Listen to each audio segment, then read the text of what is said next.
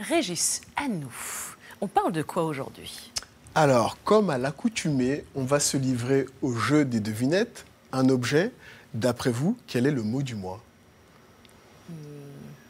Un train, non? Bravo. Il faut reconnaître que c'était facile. C'était tellement facile que j'ai eu une hésitation, pour tout vous dire. Bon. Alors, pourquoi on parle du train, Régis? Alors, nous allons parler de la renaissance du transport ferroviaire en Afrique subsaharienne et voir que de nombreux projets voient le jour. Mais avant cela, commençons par faire l'état des lieux du réseau actuel grâce à la carte qui apparaît. Regardez, l'Afrique compte actuellement 51 000 km de voies ferrées, soit 6% du total mondial. Et j'imagine que ce réseau africain a des caractéristiques. Absolument. Premier constat, vous l'observez, il est très fragmenté avec quasiment pas de maillage urbain.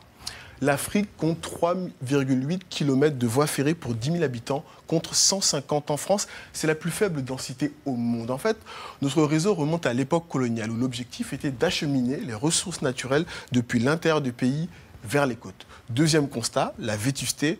Le jaune et le rouge sur la carte représentent les lignes en état moyen et mauvais. Et comme vous constatez, elles composent la majeure partie du réseau. Et pourtant, il y a des facteurs qui jouent en faveur du transport ferroviaire en Afrique. L'explosion démographique des villes africaines, l'ouverture de nouvelles mines, mais aussi les pays sans accès à la mer qui cherchent à se désenclaver. Des facteurs qui entraînent un accroissement des besoins en matière de transport de passagers, mais surtout de marchandises. Or, on sait que ce sont des marchés naturels pour le ferroviaire. Lorsqu'il s'agit de transporter des volumes importants de marchandises, le rail offre des coûts à la tonne nettement inférieurs à la route. Alors racontez-nous, Régis, quels sont les grands projets en cours et les projets à venir? Alors les plus ambitieux sont ceux de la Chine qui prévoit d'investir, tenez-vous bien monsieur Atangana, 30 milliards de dollars dans toute l'Afrique. Découvrons quelques-uns d'entre eux à l'aide de l'animation qui apparaît. La Chine, elle est présente aux quatre coins de l'Afrique.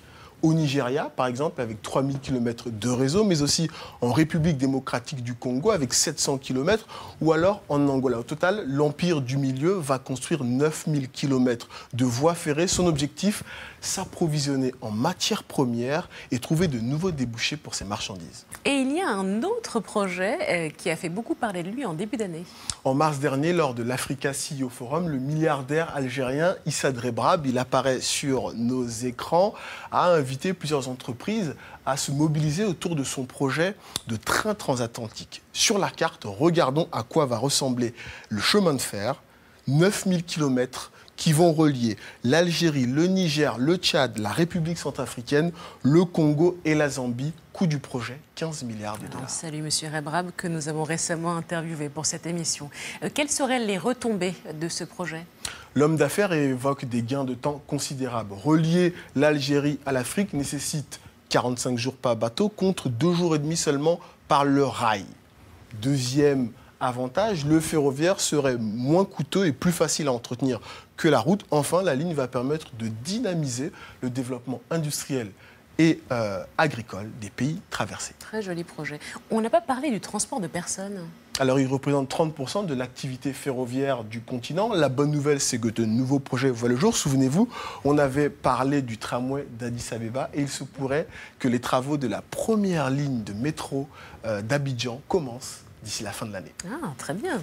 Régis, ce mois-ci, une bonne nouvelle en matière de financement de start-up. Tiens.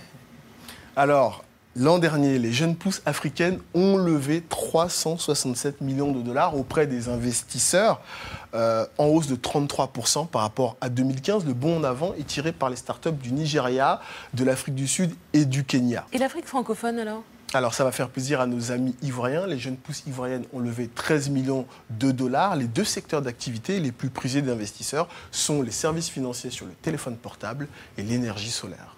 Alors, votre siège social à vous est à Marseille. Pourtant, la société a été fondée au Cameroun.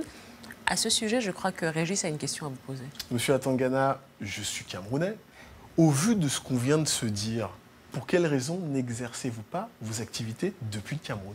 Alors, c'est pour une raison extrêmement simple.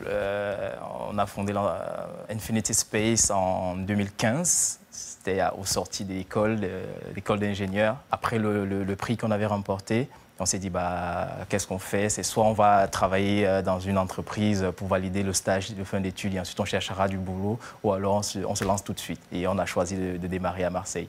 Donc c'est un choix qui s'est un peu imposé à nous. Maintenant que la plateforme est en train de se développer, on compte s'installer, de rentrer au Cameroun et d'avoir des points, des bureaux dans des pays stratégiques sur le continent, notamment la Côte d'Ivoire, le Sénégal, le Kenya, l'île Maurice, le Rwanda. Donc voilà, un peu vous donner un aperçu, mais on arrive. Bon, ben voilà, c'est dit publiquement, on prend date. Excellente question, Régis. Super. Merci à vous, on se retrouve le mois prochain. Au plaisir.